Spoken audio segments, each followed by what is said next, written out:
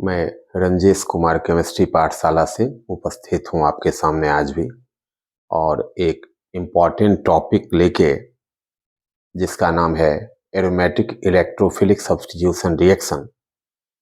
ये टॉपिक काफ़ी इम्पॉर्टेंट है और कॉम्पिटिटिव व्यू से भी काफ़ी इम्पॉर्टेंट है, क्योंकि कंपटीशन में भी इससे क्वेश्चन आता है।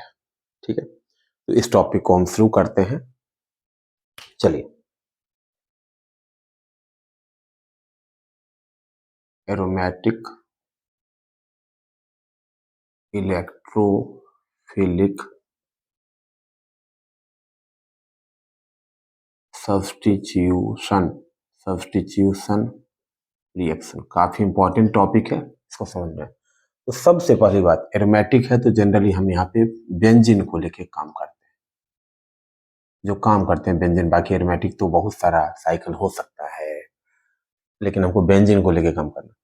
बेंजीन में एरोमेटिक सब्स्टिट्यूशन क्यों ज्यादा होता है? एरोमेटिक सब्स्टिट्यूशन क्यों ज्यादा होता है? तो बात है इलेक्ट्रोफिलिक सब्स्टिट्यूशन। इलेक्ट्रोफाइल जो है बेंजीन में ज्यादा क्यों जाना चाहता है? इलेक्ट्रोफाइल बेंजीन पे अटैक करना क्यों ज्यादा चाहता है? क्योंकि बेंजीन में देखिए पाई बॉन्ड ज्यादा है, मोर पाई बॉन्ड। और पाई बॉन्ड क्या होता है? वीक बॉन्ड होता है। पाई बॉन्ड होता है वीक बॉन्ड। पाई बॉन्ड क्या होता है? Weak bond. तो pi electron is easily available for electrophile. Pi electron क्या है? इजीली जो है अवेलेबल हो जाता है इलेक्ट्रोफाइल के लिए। तो इलेक्ट्रोफाइल इजीली बेंजीन में अटैक कर देता है। ठीक है, तो बेंजीन में due to presence of more number of pi bond is weak, so pi electron will be easily available for electrophile, and electrophile ultimately attacks in the benzene ring. Okay, तो हम इस रिएक्शन को थोड़ा दिखाते हैं आगे। कुछ रिएक्शन को करते हैं। चलिए यहां तक आगे बढ़ते हैं।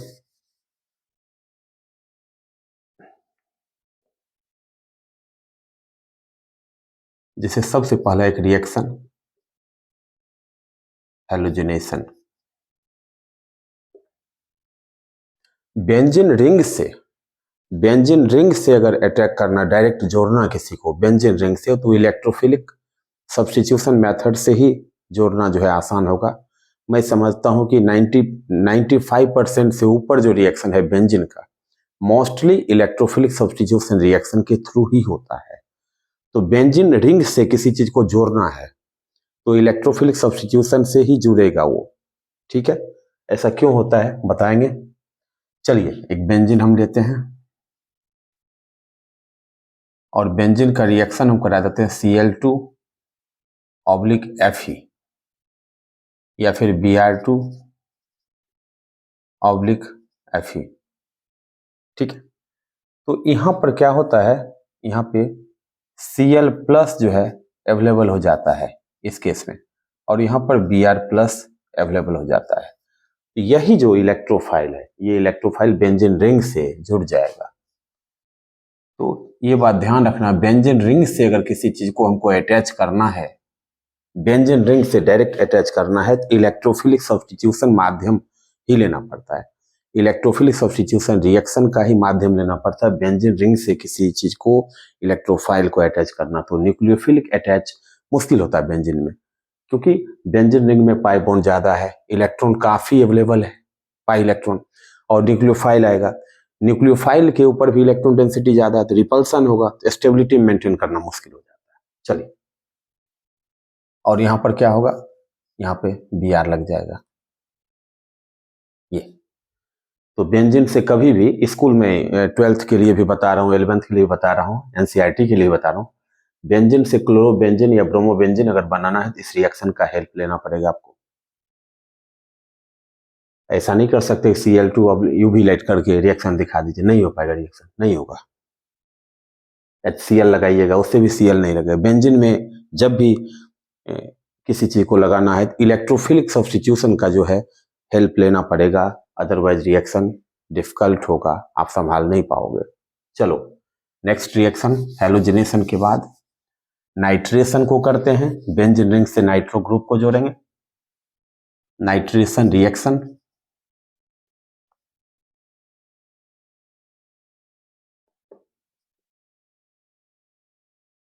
कंसंट्रेटेड नाइट्रिक एसिड H2SO4, ये दोनों मिलके NO2 प्लस को जनरेट करता है और बेंजीन रिंग पे क्या होगा, ये नाइट्रो ग्रुप लग जाएगा। नाइट्रो ग्रुप बेंजीन रिंग पे लग गया और ये बन गया नाइट्रो बेंजीन, ये बन गया नाइट्रो बेंजीन बन के तैयार। मतलब ये चीज देखिए, बेंजीन रिंग से डायरेक्ट हमको किसी चीज को अटैच करना है तो NO2 मतलब कि इलेक्ट्रोफिलिक फॉर्म में लाना पड़ता है।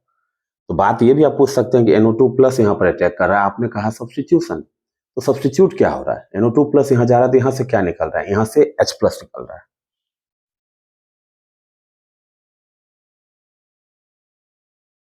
ठीक है, ये नाइट्रेशन रिएक्शन समझ आ गया। चलिए आगे बढ़ते हैं। इंपॉर्टेंट टॉपिक, कुछ पॉइंट बताऊंगा जो कि नीट और जेई में आता है, थोड़ा इसको समझिएगा बारीकी से। जैसे ये हमारा है Friedel craft, Friedel Crafts reaction. ये रिएक्शन दो टाइप का होता है, ये रिएक्शन है दो टाइप का।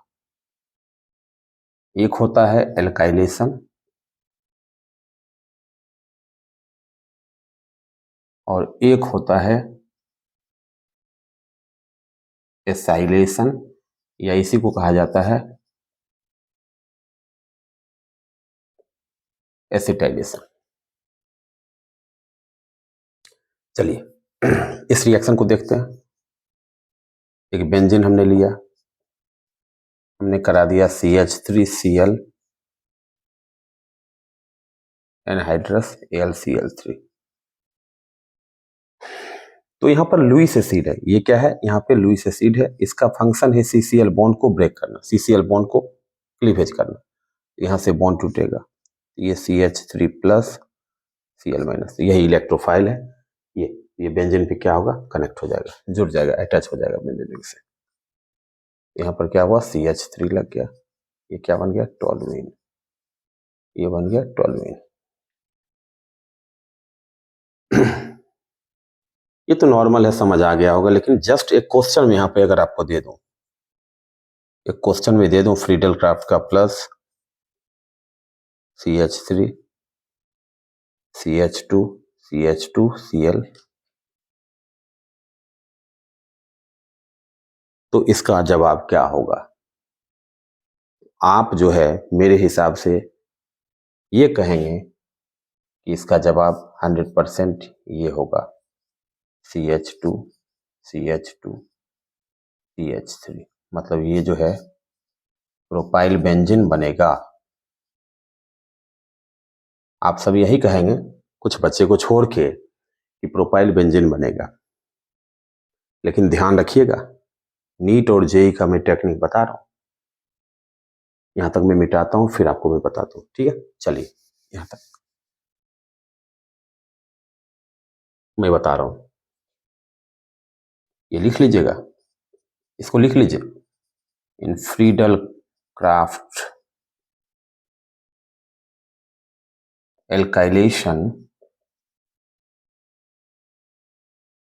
more stable carbocation, more stable carbocation attacks on benzene ring। ठीक है, in Friedel Crafts reaction, Friedel Crafts alkylation more stable carbocation attacks on benzene ring, ये आपको नीट जेई का टेक्निक बता रहा हूं, इसको ध्यान रखना, नीट और जेई में आएगा। तो इसके हिसाब से इसके हिसाब से यहाँ पर क्या होना चाहिए, देखिए हमने 1 डिग्री कार्बोकेटाइन को रिएक्शन कराया था, लेकिन यहाँ पर कंपाउंड क्या बनेगा, कंपाउंड बन जाएगा CH, सेकेंडरी कार्बोकेटाइन को हम अटैक करा देते हैं। ये बन गया आइसोप्रोपाइल बेंजीन। ये बन गया आइसोप्रोपाइल बेंजीन, जिसको हम क्यूमिन कहते हैं। इसको क्यूमिन कहा जाता है, कॉमन नेम इसका क्यूमिन। ये बड़ी इंपॉर्टेंट है। ये एल्काइलेशन का ये काफी इंपॉर्टेंट पार्ट है, जिसको समझना हमको जरूरी है, क्योंकि ये नीट और जेई में क्वेश्चन आता है और बच्चे गलती करके आ जाते हैं। चलिए यहां तक हो गया, आप इसका फोटो ले लीजिए। ठीक है, हम आगे बढ़ते हैं। ठीक है, आगे बढ़ते हैं। ओके,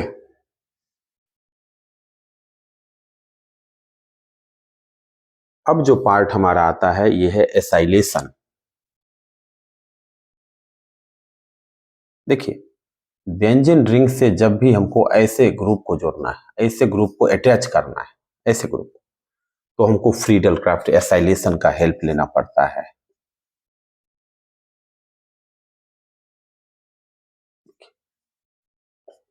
और AlCl3 जो होता है ये लुईस एसिड है, इसका मेन जो फंक्शन है CCl बॉन्ड को ब्रेक करना ही फंक्शन है इसका। यहाँ पर क्या करेगा, प्लस माइनस इसको क्लीवेज कर देगा। यही जो इलेक्ट्रोफिलिक सेंटर है ये बेंजीन रिंग पे अटैक कर देगा। इलेक्ट्रोफिलिक सेंटर यहाँ पे जो है बेंजीन रिंग पे अटैक कर दिया। तो कभी भी कार्बन एल्काइलिक टाइप का या एसाइलिक कार्बन बेंजीन में लगा हो तो आप फ्रीडल क्राफ्ट का हेल्प लें तो ज्यादा अच्छा है। ये कंपाउंड बन गया एसिटोफिनॉल। ये बन गया एसिटोफिनॉल। एक और एग्जांपल इसका हम ले लेते हैं। इसका रिएक्शन हम करा देते हैं बेंजीन के एसाइल हैलाइड से इन प्रेजेंस ऑफ AlCl3। तो फिर वही होगा, यहां से ये प्लस माइनस में टूटेगा।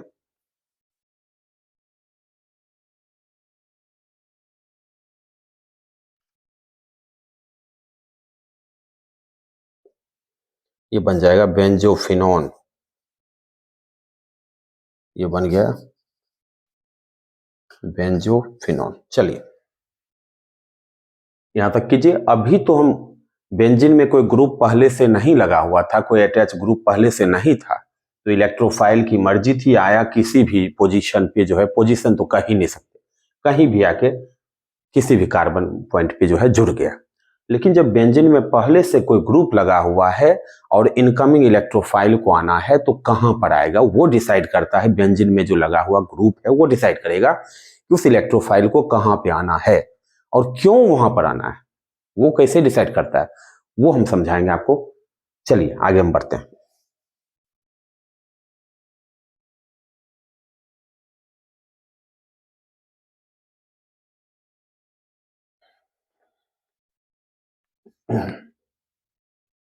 एक टर्म आता है मीजोमेरिक इफेक्ट।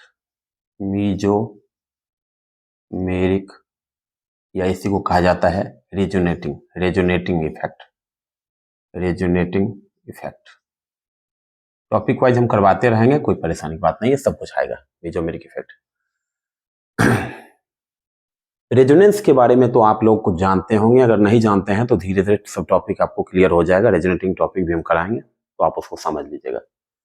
रेजोनेंस का ये मतलब जरूर समझिए कि कभी भी जब इलेक्ट्रॉनिक ट्रांसफर हम करते हैं तो किसी भी एटम की जो है कोवैलेंसी डिस्टर्ब नहीं होनी चाहिए, कोवैलेंसी मेंटेन रहना चाहिए। मतलब जितना उसका बॉन्ड होता है वो बॉन्ड उसके अराउंड होना ही चाहिए। ठीक है, ये ध्यान रखिए, कोवैलेंसी के साथ कोई छेड़छाड़ जो है बर्दाश्त नहीं। अगर बर्दाश्त थोड़ी देर के लिए हो सकता है, लेकिन वो वापस वो अपने सही पॉइंट पे आ जाएगा, नहीं तो फिर मामला गड़बड़ हो जाएगा। चलिए देखिए, डबल बॉन्डेड कार्बन से कोई ग्रुप मान लीजिए ये लगा हुआ, हम इसी को जानेंगे कि ये कौन सा ग्रुप है। ये प्लस आर है, प्लस एम है, या माइनस आर है, माइनस एम है। देखिए मीजोमेरिक हम ऑब्जर्व करेंगे ऐसे। चलिए, तो हम सबसे पहले यहां पे हम प्लस आर या फिर प्लस एम को पहचानना चाहते हैं। कैसे पहचाने तो मैं बताता हूं। डबल बॉन्डेड कार्बन से सपोज कीजिए ये ग्रुप लगा हुआ OH, ठीक है, हमको इसको देखना है। जो डबल बॉन्डेड कार्बन से जो सिंगल बॉन्डेड एटम लगा हुआ है, इसको देखिए, ये ऑक्टेट पूरा नहीं कर पा रहा बॉन्ड से, तो ऑक्टेट पूरा कराने के लिए इसको लोन पेयर की जो है जरूरत पड़ेगी। अगर लोन पेयर आ जाता है तो इसको कहा जाता है प्लस आर ग्रुप कहा जाएगा इसको। ये प्लस आर ग्रुप हो गया। जैसे मान लीजिए ये देखिए, ये Cl एक बॉन्ड है, इसको 3 बॉन्ड और जरूरत है। अब बॉन्ड है नहीं तो क्या होगा, 3 लोन पेयर यहां पर लगा के जो है इसका ऑक्टेट हम पूरा करेंगे, तो ये भी प्लस आर के कैटेगरी में ही आएगा, प्लस आर या प्लस एम के कैटेगरी में, ठीक है। अब जैसे मान लीजिए, देखिए ये NH2 ये लोन पेयर आएगा प्लस आर। बस एक एक्सेप्शन है कि बेंजीन में जब एल्काइल ग्रुप को हम लगाते हैं, सपोज कीजिए यहाँ पे ये देखिए बेंजीन है और यहाँ पे हमने लगा दिया एल्काइल ग्रुप को लगा दिया। एल्काइल तो ऑक्टेट पूरा कर लिया, बॉन्ड से ऑक्टेट पूरा कर लिया है, लेकिन फिर भी ये प्लस आर की कैटेगरी में आता है और प्लस एम की कैटेगरी में। प्लस आर प्लस एम का मतलब क्या होता है, इलेक्ट्रॉन रिलीजिंग ग्रुप, जो इलेक्ट्रॉन को डोनेट करता है, इलेक्ट्रॉन रिलीज करता है, उसके पास इलेक्ट्रॉन का स्टॉक होता है। तो यहां पे एक पॉइंट ध्यान रखिएगा कि डबल बॉन्डेड कार्बन से कोई एल्काइल लगा रहता है, एल्काइल हमेशा प्लस आर प्लस एम होता है। इसका रीजन है due to hyperconjugation nature, हम बताएंगे आपको, ड्यू टू हाइपर कंजुगेशन, ये ध्यान रखिएगा, बताएंगे इसको, इस टॉपिक को क्लियर करेंगे। Hyperconjugation alkyl group is plus R और प्लस एम, ध्यान रखिएगा। तो प्लस आर प्लस एम को पहचानने का हमने तरीका आपको बता दिया है। हम एक पॉइंट इसको लिख भी देते हैं, आप यहां तक कर लीजिए, हम आगे बढ़ते हैं, ठीक है। हम यहां से आगे बढ़ते हैं, चलिए हम आगे बढ़ते हैं।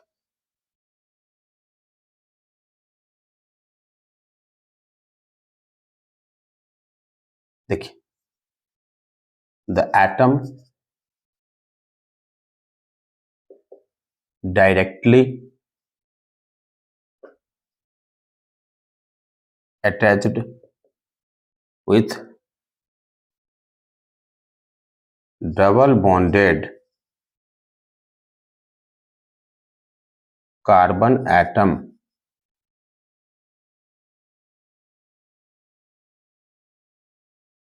must containing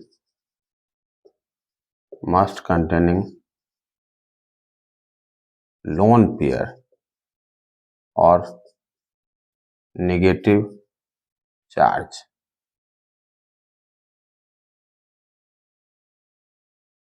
known as plus R or plus M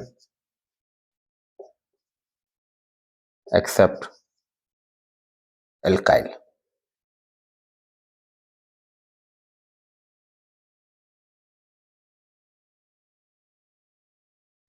अब हम ये देखना चाहते हैं कि प्लस आर प्लस एम अगर बेंजीन में पहले से लगा हुआ है तो इलेक्ट्रोफाइल जो इनकमिंग होगा वो कहां पर अटैक करेगा।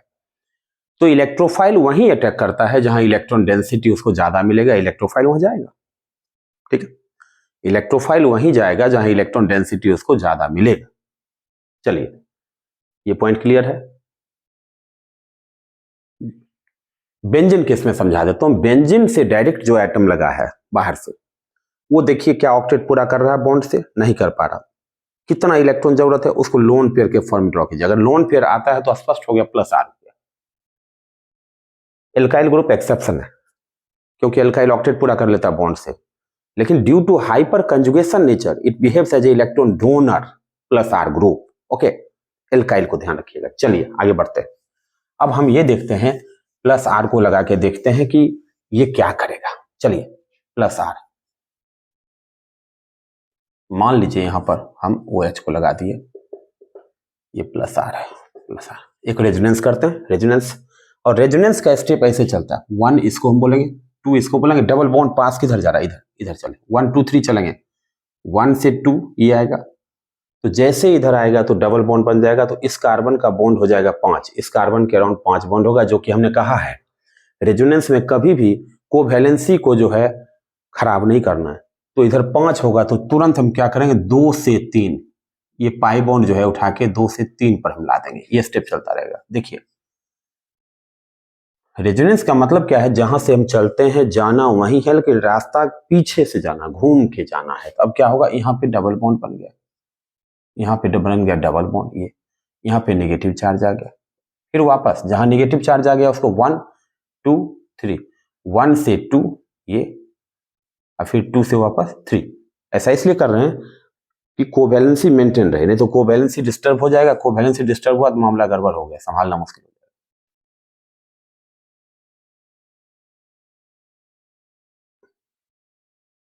चलिए फिर वापस इसको 1 2 3,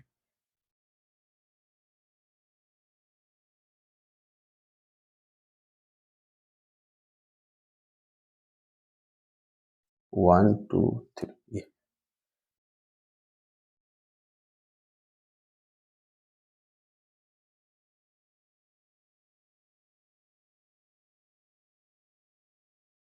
वापस फिर इसको 1 2 3, जाना वही है, वहीं जा रहा है।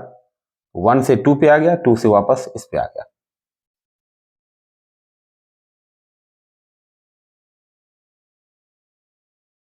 देखिए तो अभी जो हमने रेजोनेंस किया इसमें जो है निगेटिव चार्ज कहां कहां पे आया है, इसको थोड़ा सा ऑब्जर्व कीजिए। तो नेगेटिव चार्ज यहां पर आया है, मतलब इसके रिस्पेक्ट में 1 2 पे आया है, ठीक है। और यहां पे जो है 4 पोजीशन पे आया है। मैं लिख देता हूं, इन presence of plus R group,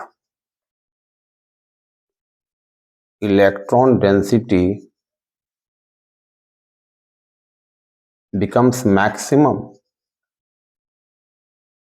maximum at ortho, जिसको 1 2 कहा जाता है, पैरा को 1 4 कहा जाता है, 1 4 पोजीशन। बात समझ आ रही है। तो जब प्लस आर ग्रुप लगाया जाता है, प्लस आर ग्रुप के इसका जब रेजोनेंस हमने किया तो इलेक्ट्रॉन डेंसिटी जो है ज्यादा ऑर्थो और पैरा पोजीशन पे आया। इसका मतलब क्या है कि प्लस आर ग्रुप के प्रेजेंस में अगर कोई इनकमिंग इलेक्ट्रोफाइल को आना है वो ऑर्थो और पैरा पर ही आएगा, मेटा पर नहीं आएगा, ठीक है। हम यहां से आगे बढ़ते हैं, एक रिएक्शन को लेकर हम काम करते हैं।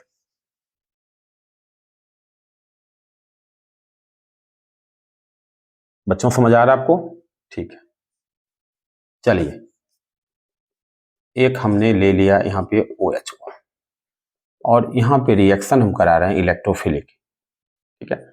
तो इलेक्ट्रोफाइल जो है ऑर्थो और पैरा पोजीशन पे अटैक करेगा। एक हमारा ये बन गया 1 2 ऑर्थो कंपाउंड, ऑर्थो क्लोरोफिनॉल, ओ क्लोरोफिनॉल, और दूसरा जो बन रहा है ये पी क्लोरोफिनॉल बनेगा, P chlorophenol.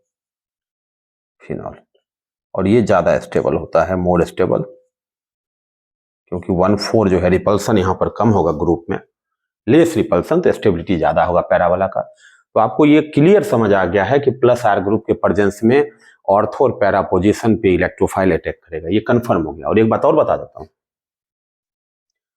Plus R group increases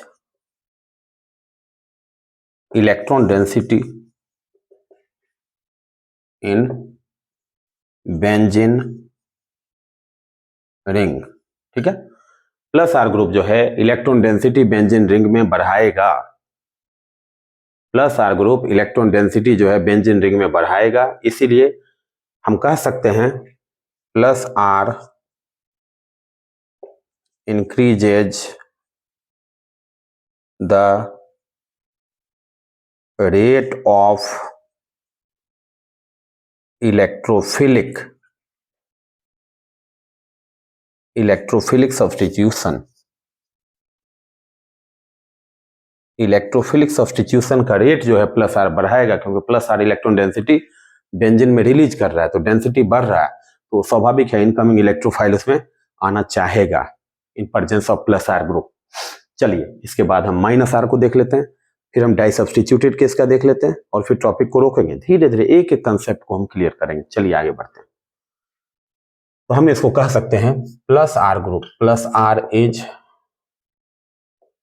OP directing group, ortho para directing group. यहां तक क्लियर कर लीजिए। इसके बाद माइनस आर को समझेंगे, माइनस आर क्या होता है, कैसे पहचाने माइनस आर है। चलिए तो हम आगे बढ़ते हैं यहां से।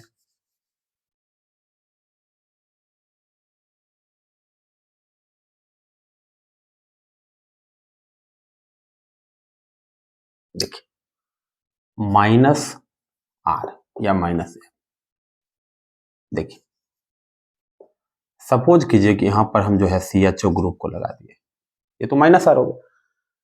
जो बेंजीन से डायरेक्ट एटम लगा हुआ है ये ऑक्टेट अपना जो है बॉन्ड से पूरा कर लेता है, तो माइनस आर हो गया, क्योंकि इसके पास लोन पेयर इलेक्ट्रॉन नहीं है जो इलेक्ट्रॉन फ्री में किसी को दे सके।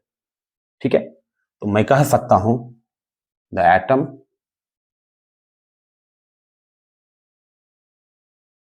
directly attached with benzene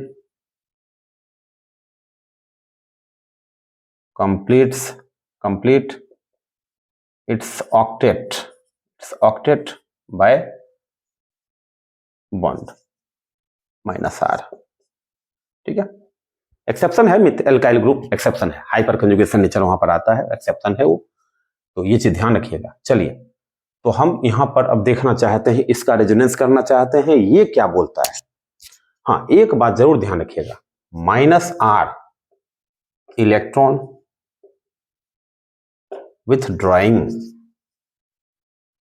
withdrawing group, so it decreases rate of electrophilic substitution. मतलब कि माइनस आर ग्रुप जो है ये इलेक्ट्रोफिलिक सब्स्टिट्यूशन के रेट को घटाएगा। क्यों? क्योंकि माइनस आर इलेक्ट्रॉन खींचेगा, बेंजीन रिंग से इलेक्ट्रॉन क्या करेगा, खींचेगा, इलेक्ट्रॉन डेंसिटी बेंजीन रिंग से खींचता है, तो डेंसिटी क्या हुआ, बेंजीन में इलेक्ट्रॉन डेंसिटी घट जाएगा। जब आपके घर में धन संपत्ति नहीं रहेगा तो कोई भिखारी भी नहीं आना चाहेगा, यार ये तो हमसे भी बड़ा भिखारी है, क्यों इसके घर जाए, यही बात है। माइनस आर जो है घर को खाली करने का कोशिश करता है, इसलिए कोई इलेक्ट्रोफाइल इनकमिंग आना नहीं चाहता है, ध्यान रखिएगा इस पॉइंट को।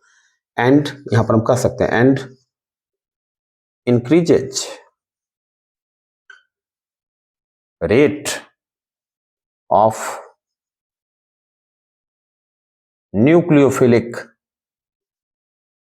सब्स्टिट्यूशन, न्यूक्लियोफिलिक सब्स्टिट्यूशन के रेट को बढ़ाएगा, क्योंकि इलेक्ट्रॉन डेंसिटी नहीं रहेगा, न्यूक्लियोफाइल जो है आएगा कहेगा चल भाई थोड़ा दे दे इसको, भीख दे दे, थोड़ा इलेक्ट्रॉन इसको दे दो। ओके चलिए हम आगे बढ़ते हैं, हम रेजोनेंस को समझने की कोशिश करते हैं इसमें।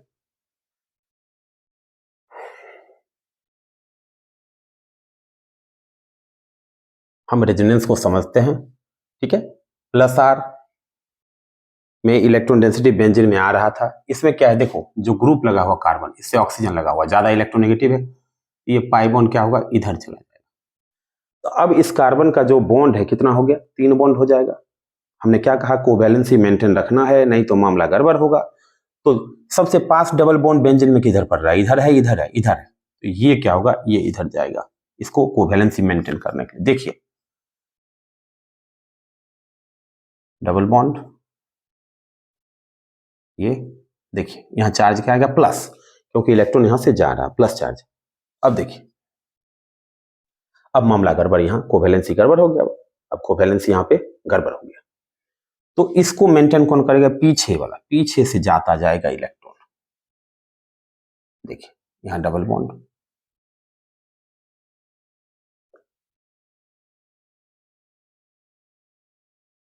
वापस यहां चार्ज क्या आ गया, प्लस। अब क्या होगा, ये देखिए ये मेंटेन करेगा,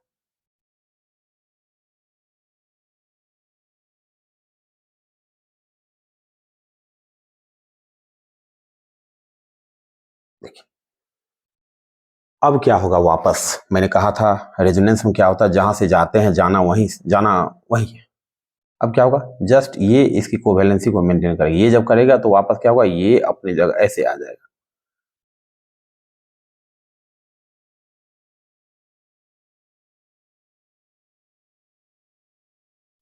एक चीज देखिए, इसमें देखिए प्लस चार्ज आया, प्लस चार्ज कहां कहां पे आया है, यहां पर, यहां पर, मतलब इलेक्ट्रॉन गरीबी centre, electron deficient centre,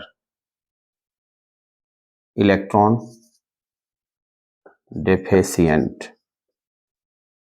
centre at ortho para, मतलब ऑर्थो और पैरा पोजीशन पे जो है माइनस आर के प्रेजेंस में इलेक्ट्रॉन डेफिशिएंट सेंटर बनता है। तो स्वाभाविक है कि इलेक्ट्रॉन डेंसिटी कहां पर होगा, मेटा पोजीशन पे। So it is Meta directing, ठीक है। ऑर्थो और पैरा पे तो इलेक्ट्रोफाइल अटैक कर नहीं सकता क्योंकि इलेक्ट्रॉन है ही नहीं, तो वहां नहीं आएगा। चलिए रिएक्शन को आगे बढ़ते हैं, समझते हैं, एक रिएक्शन समझते हैं माइनस आर का भी।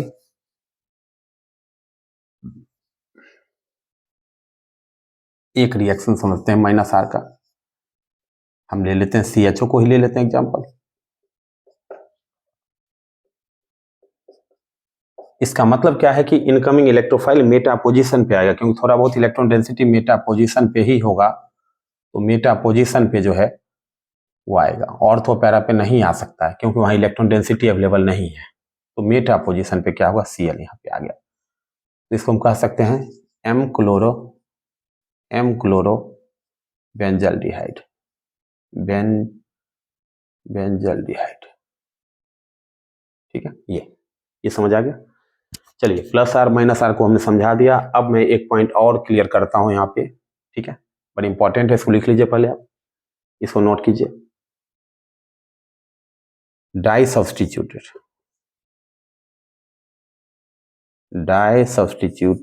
बेंजीन, अभी तक जो हम कर रहे थे बेंजीन में एक ग्रुप को हम लगा रहे थे और फिर हम डिसाइड कर रहे थे कि हमारा इलेक्ट्रोफाइल कहां पे अटैक करेगा। अब क्या है कि बेंजीन में दो ग्रुप पहले से लगा हुआ है, ठीक है, फिर इनकमिंग इलेक्ट्रोफाइल कहां पर आएगा, किसके अकॉर्डिंग वो काम करेगा, इनकमिंग इलेक्ट्रोफाइल किसके सहारे पे काम करेगा, किसके इशारे पे काम करेगा, ये हमको समझना जरूरी है। चलिए आगे बढ़ते हैं। देखिए मान लीजिए एक बेंजीन को हम लेते हैं, एक बेंजीन हमने लिया, यहां पे हमने ले लिया NO2 ग्रुप को, और यहां पे हमने ले लिया, यहां पे है CH3 ग्रुप। तो ये तो क्लियर है कि ये प्लस आर है, ये हमारा माइनस आर है।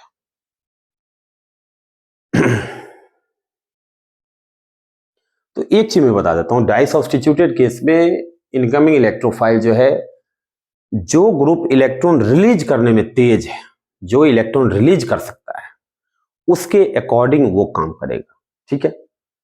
अगर दो ग्रुप है तो ये देखिए कि मोर इलेक्ट्रॉन रिलीजिंग ग्रुप कौन है, दोनों में से अगर मान लीजिए 2 प्लस आर ही है, तो ऑर्डर हम आपको बता देंगे, ऑर्डर क्या होता है प्लस आर ग्रुप का ऑर्डर।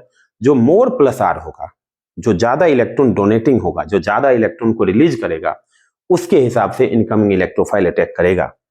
जैसे इसका रिएक्शन मान लीजिए यहां पर है Cl2Fe, तो इसके हिसाब से काम करेगा, इसके हिसाब से। तो इसका मतलब क्या है कि जो हमारा ये ग्रुप NO2 यहां पर लगा हुआ है और यहां पर CH3 है, तो एक बार जो है ऑर्थो पोजीशन पे अटैक करेगा, एक बार यहां पर अटैक कर देगा Cl, बीच में जाना नहीं चाहेगा, बीच में जाना नहीं चाहेगा क्योंकि थोड़ा मुश्किल होगा उसका, ठीक है। एक तो यहां पर कर देगा,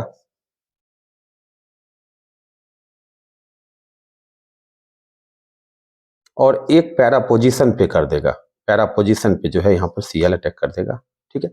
ये दो प्रोडक्ट यहां पे बनेगा, तो मैं लिख देता हूं मोर इलेक्ट्रॉन मोर इलेक्ट्रॉन